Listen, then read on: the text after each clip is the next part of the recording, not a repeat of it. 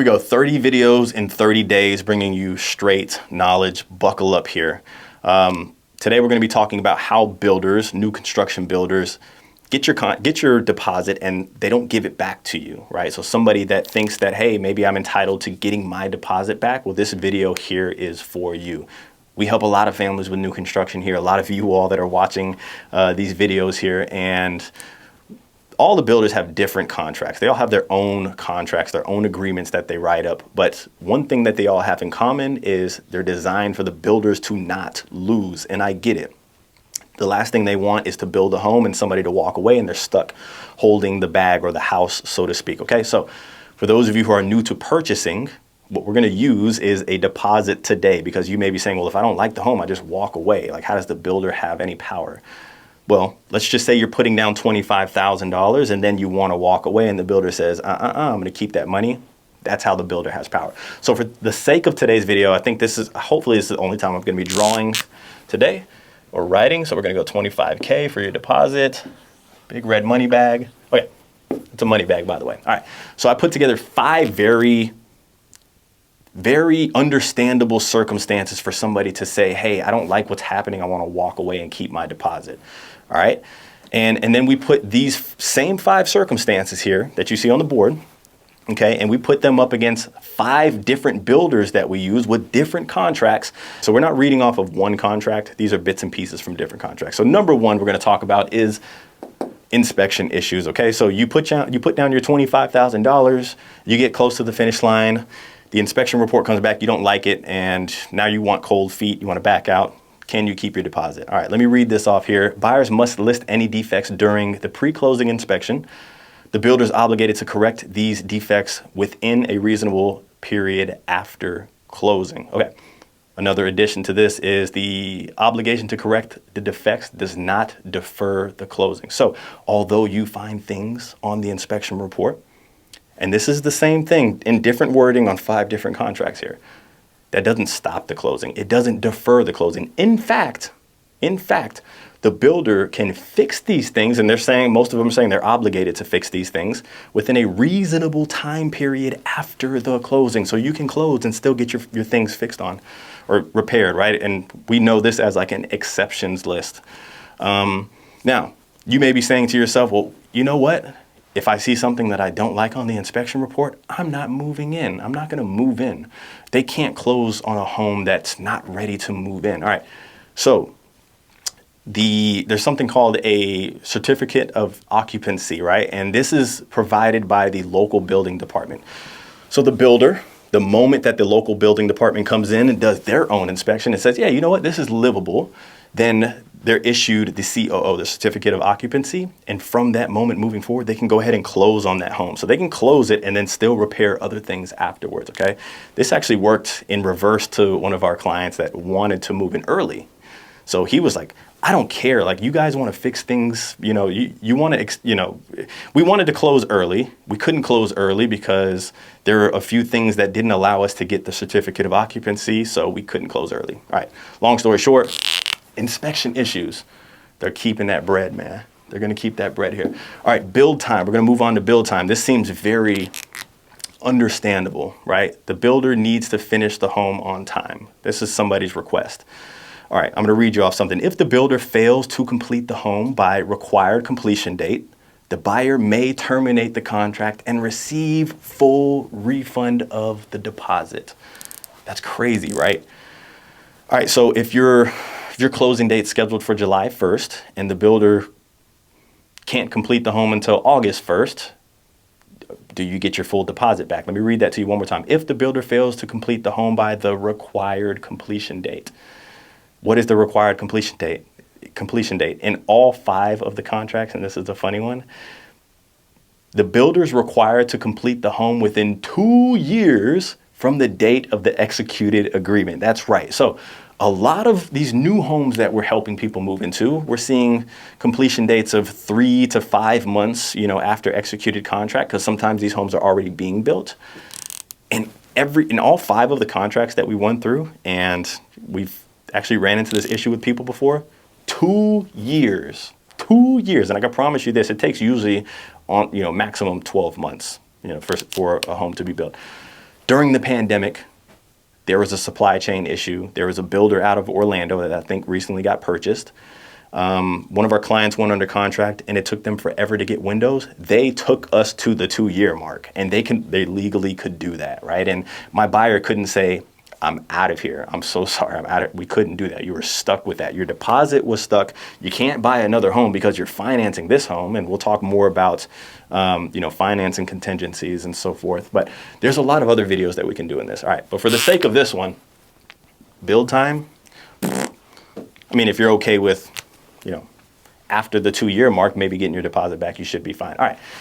What about delaying the closing? We just found out that the builder can't delay the closing. What if I delay the closing? What if I get a cold? What if I go to the hospital? What if I don't turn my stuff in or acknowledge their emails on time? All right, this one's very, very, very easy. Within all of them, they average with about a 350-day late fee per day, right? So July 1st, if you were late 30 days and you were supposed to close July 1st, they can technically charge you over 10 grand, right? $350 per day, or 1% of the purchase price.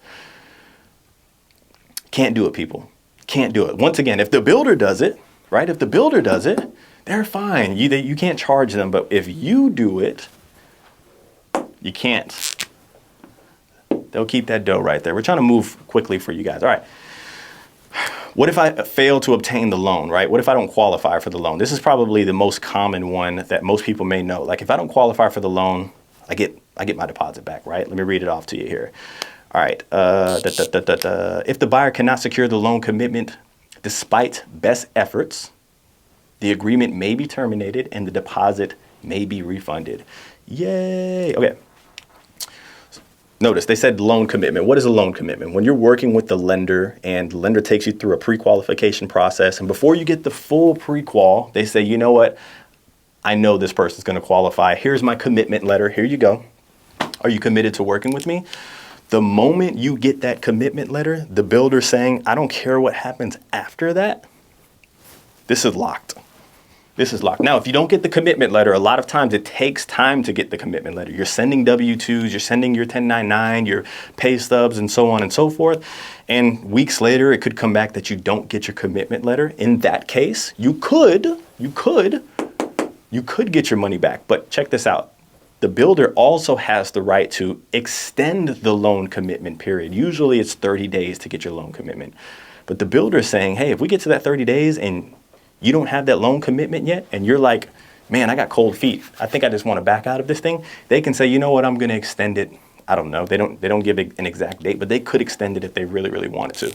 Now, another thing to note, if you don't qualify for your loan, these builders have things in writing that state you have to give some sort of written notice that you didn't qualify.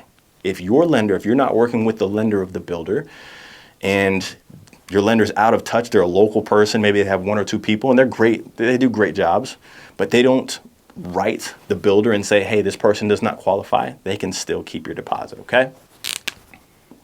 Loan qualification. This is a good one though, right? Technically, if you don't get, well, let's not even write the X next to it. Yeah, this is one that's possible, I would say. This is possible too, after 2 years. 2 years. This one, we'll give it a half. All right, but we all understand that one. For the sake of the video, we want to teach you guys what's going on, okay? And then this is a really, really, really cool one. So if the value of the loan changes, this is a good one because I was telling you about the builder that took us to the 2-year mark, right? It took them 2 years to complete the home. What if we go under contract for $500,000, right? We start here, and then after 2 years, the value of the home is worth $600,000. Maybe I should write the 500 over here, right? What happens then? Can the builder then say right before closing, because they had the home off the market for that long, that they're going to charge you now they're going to add another $100,000 on that? They used to, but they still have a little loophole in here where they're not really saying that they won't. but hear this out.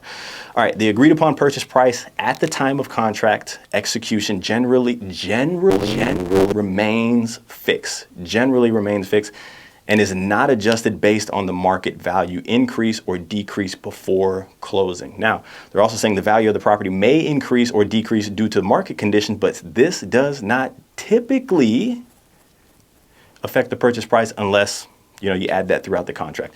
Now, they had to change all of this stuff because during the pandemic, when home prices were doing this, probably over a year of time, they had it in the contract to where if the value of the home went up more than 6%, that they would then, before closing, change the purchase price, or they could.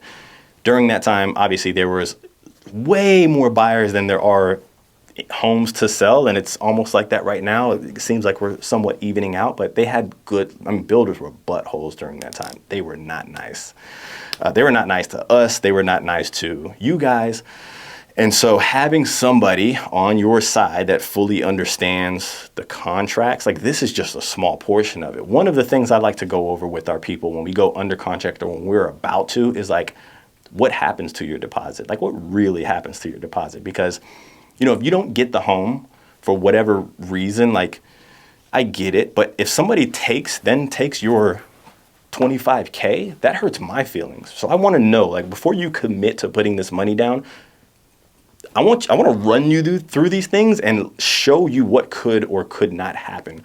But once again, the builders changed their circumstances, or they changed their verbiage on here, the value change, because if they still had things in their contract that said, hey, if the value goes up, I could change the price, a lot of these people would say, I'm going to go to the builder across the street. We have a little more leverage now than we did before. So I would say this. I've been seeing videos all over the place. I've been seeing agents starting to, show new construction homes and such.